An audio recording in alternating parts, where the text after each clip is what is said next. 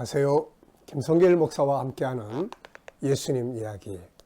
이 시간에는 제1단원 70회가 되겠습니다. 페이지로는 259페이지입니다. 자, 지난 시간에 우리가 제4장을 우리가 살펴봤습니다. 예수를 이용해서 사는 사람들, 그 중에서 우리가 첫 번째 부분을 살펴봤어요. 예수님을 이용해서 먹고 사는 불신자들. 더 안타까운 것은 복음의 본질을 모른 채, 예수님의 본질을 모른 채로 예수님을 활용해서 그냥 세상 살아가는데 필요한 것들을 얻으려고 하는 사람들. 올바른 신앙은 예수 그리스도를 바르게 이해하고 본질을 찾아가는 거죠.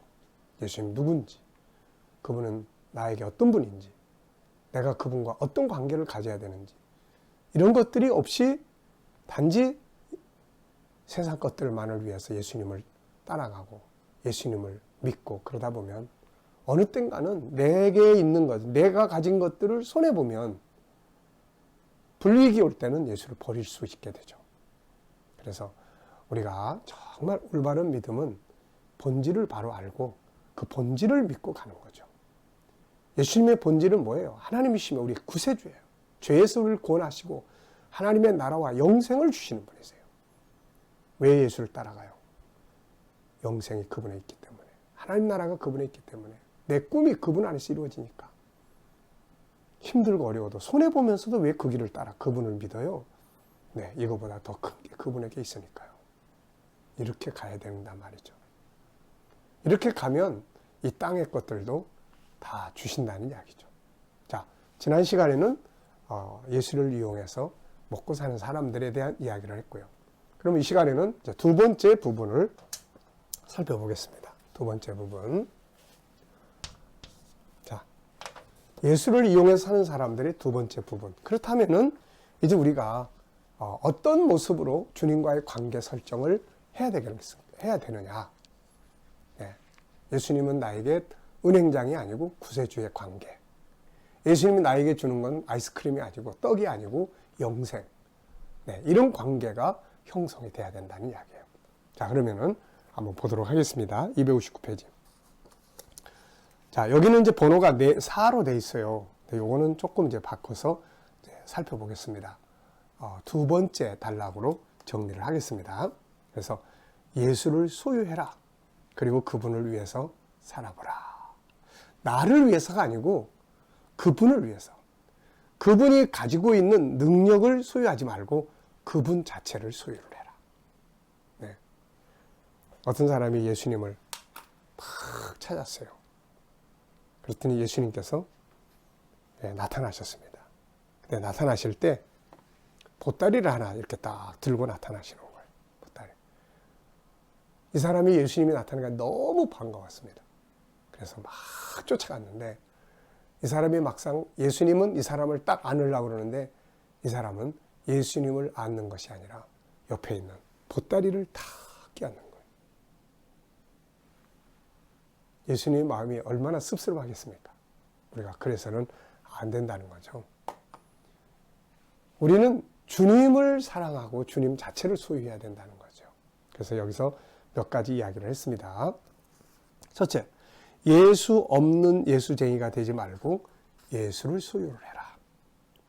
자, 예수 없는 예수쟁이가 아니고 예수님이 가지고 있는 것만 얻으려고 하지 말고 정말 예수 자체를 소유하는 예수쟁이.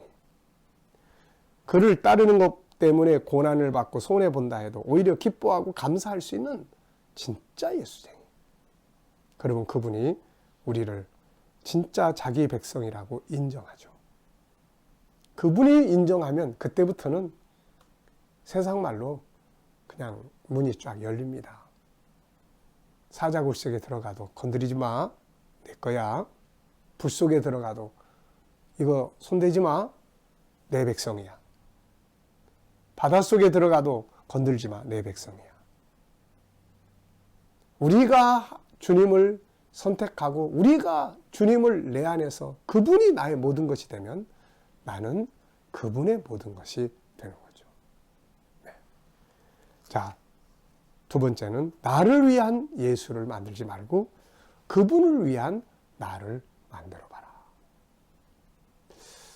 잘 이해됩니까? 나를 위한, 내 목적을 이루기 위한 예수를 만들지 말고 그분의 목표와 그분의 뜻을 위한 나를 만들어 보라는 거죠. 바울은 그런 사람이었어요. 바울이 말한 그의 신앙관을 보면 빌립보서 3장 7절로 8절을 보면 이렇게 설명하고 있죠. 그러나 무엇이든지 내게 유익하던 것을 내가 그리스도를 위하여 다 해로 여길 뿐더러 또한 모든 것을 해로 여김은 내 주 그리스도 예수를 아는 지식이 가장 고상함을 인함이라.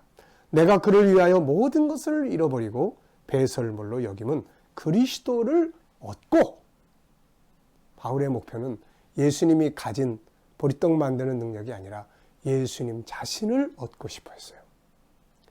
그는 자신을 위해서 예수를 배설물처럼 여기지 않았습니다.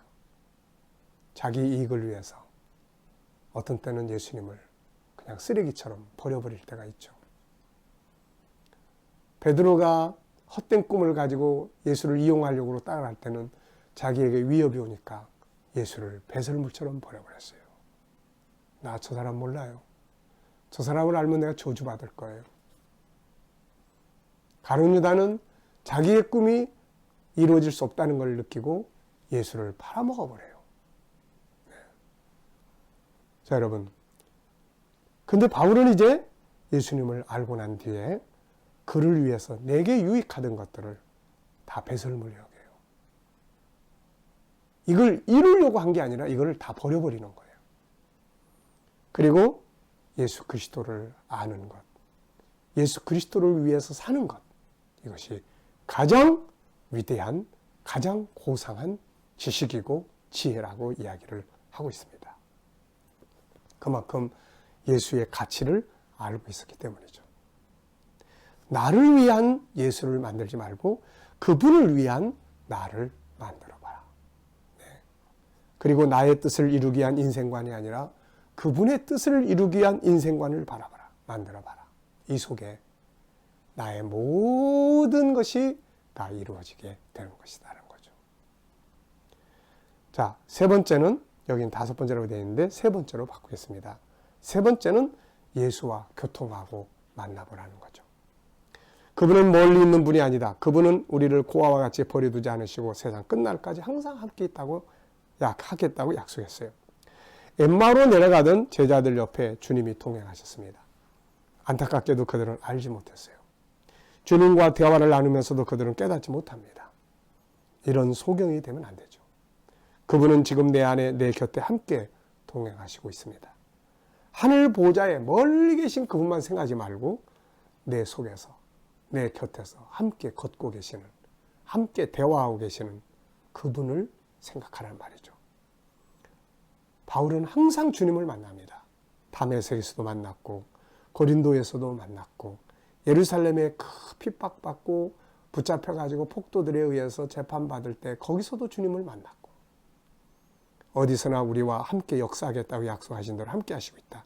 그렇다면 우리가 이것을 인정하고 그분과 소통할 수 있어야 한다.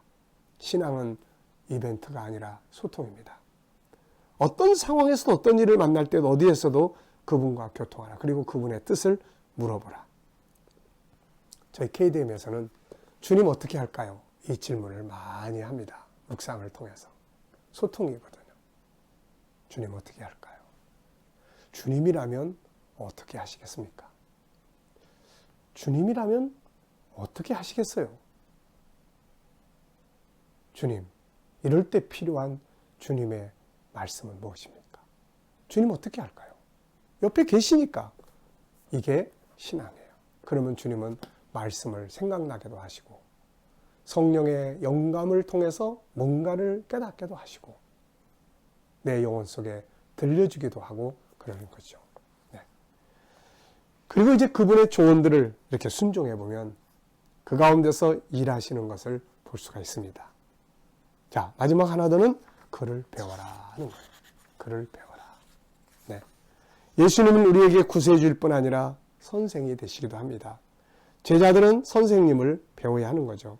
그래서 주님께서도 우리에게 자기를 믿을 뿐 아니라 자기를 배우라고 하셨습니다. 마태복음 11장 29절에 나는 마음이 온유하고 겸손하니 나의 멍에를 메고 내게 배우라. 그러면 너희 마음이 쉼을 얻으리니. 배워야 돼요. 우리 속에는 내 언어와 내 행동과 내 습관과 삶 속에는 세상 나라가 꽉 들어있어요. 이거는 편히 쉴 수가 없어요. 그런데 예수님의 삶 속에는 항상 하나님 나라가 있어요. 항상 하나님 나라의 사상과 하나님 나라의 정신이 있어요. 그걸 배워야 되는 거예요. 그러면 편히 쉼을 얻게 됩니다. 우리는 얄미운 사람이 있으면 원수를 갚으려고 하죠. 천국은 용서하는 거예요. 용서하면 편해져요. 원수를 갚으려고 하면 미워하면 부글부글 끓어요. 그래서 예수님께서 배우라는 거예요. 그분의 사상, 그분의 정신, 그분의 가르침, 그분의 행동을 배워야 하는 겁니다. 바울은 빌립보서 2장 5절에서 너희 안에 이 마음을 품으라. 곧 그리스도 예수의 마음이다. 그리스도인들은 그에게 배워야 돼요. 우리는 세상에 가르침을 배우기 위해서 얼마나 많은 돈을 투자합니까? 네. 예수를 배우기 위해서 과연 우리는 얼마만큼의 물질, 돈을 투자할까요? 정말 중요한 건 예수를 배워야 되는. 우리 아이들이 예수를 배우는 데다가 시간과 물질을 투자하고 한다면 그야말로 위대한 인물들이 될 거예요. 그런데 세상을 배우기 위해서 세상 사람들에게 배우려고 많은 시간들을 투자하고 물질을 투자하면서도 예수님에겐 하나도 배우려고 하질 않아요. 시간이 없어. 우리 성경 공부 좀 해요. 아유, 너무 바쁜데요. 그리스도인들은 그에게 배워야 합니다. 그가 살아가시면서 보여주셨던 천국의 문화를 배워야 하고 그 안에서 펼쳐지는 하나님과의 관계, 세상과의 관계, 사랑과의 관계들을 배워야 합니다.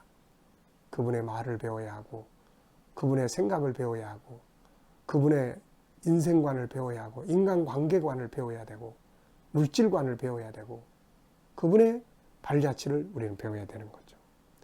그분의 인생의 목적, 그분의 인격, 그분의 리더십들을 배워야 합니다.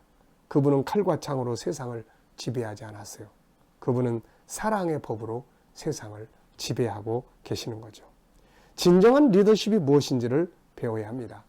그리고 진정한 가치 있는 삶은 뭘 위해서 사는 것인지도 배워야 하는 거죠. 그리고 그분의 인격, 천국인의 인격을 배워야 합니다. 그분을 연구하고 하나씩 하나씩 배워가는 거죠. 그 속에서 우리는 세상을 이길 수 있는 승리자가 될 수가 있습니다. 자, 여러분, 제 4장에서 예수를 이용해서 사는 사람들, 지난 편에서는 이용해서 사는 사람들을 우리가 이야기했고 이 시간에는 정말 예수를 올바르게 알고 예수를 소유하는 진짜 예수쟁이가 되자. 그 예수쟁이들은 이렇게 해야 된다. 저와 여러분은 단지 예수를 이용만 하다 끝나는 게 아니라 진짜 예수를 소유해서 진짜 예수쟁이가 돼서 그가 가지신 그 안에 있는 그 엄청난 어마어마한 것들을 우리의 것으로 소유할 수 있는 복 있는 자들이 다 되시길 바랍니다. 이 시간 말씀은 여기서 마치도록 하겠습니다. 감사합니다.